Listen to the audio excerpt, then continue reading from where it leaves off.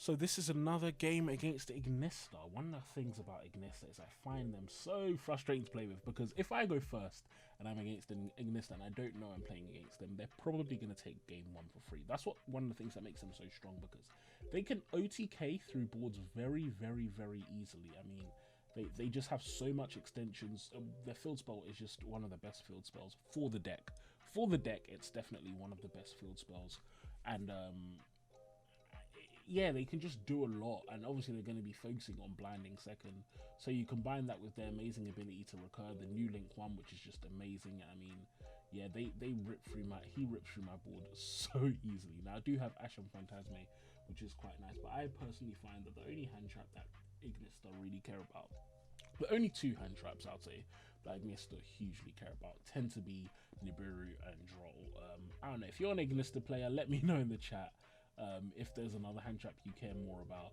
But I personally find, yeah, they don't care about anything else, because pretty much anything else is, as long as they have one or two extenders in their hand, they will just simply play straight through. They don't have any real key hits. The other thing was the field spell is quite hard to obviously stop with a hand trap, unless you're playing something like Ghost Ogre, for example, which isn't good against everything at the moment, which is why I'm not playing Ghost Ogre. But anyway, yeah, moving on from that, I'm going to force him to go first, and I think that gives me the free win, though, because I know that Ignista going first, the best board they're probably going to be making is something like an Arrival going first, or they're going to side in a bunch of traps from their side deck.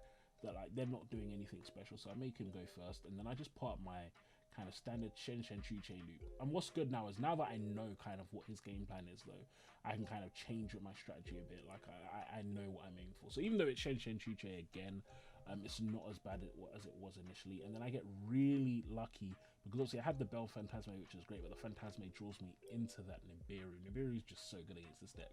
Like, I have Nibiru now and I'm sitting pretty. I'm like, I don't give a crap what you do, bro. Summon all the cards. You're just going to get Nibiru straight to the face. So I'm going to let him try and do Splash Rage play. He's going to fail. Then I know obviously he's going to try and go into transcode so he can do an access code. And I say, nope, you're not having that either. Take a Nibiru straight to the face. So that's a big ass Nibiru token on his side.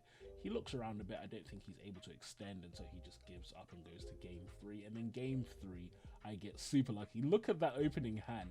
Look at that opening hand. What the flip is he even going to do?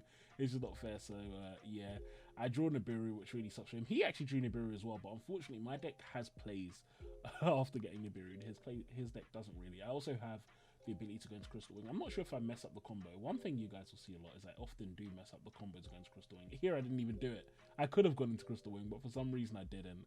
And so I'm going to get clapped by Nibiru. He ends up, I think, using it too late or something for some reason. I'm not really sure why. I think as soon as he saw the Constella, he should have just guessed and use Nibiru. But then yeah, as you can see, I draw a second bloody Nibiru. I mean, it's ridiculous.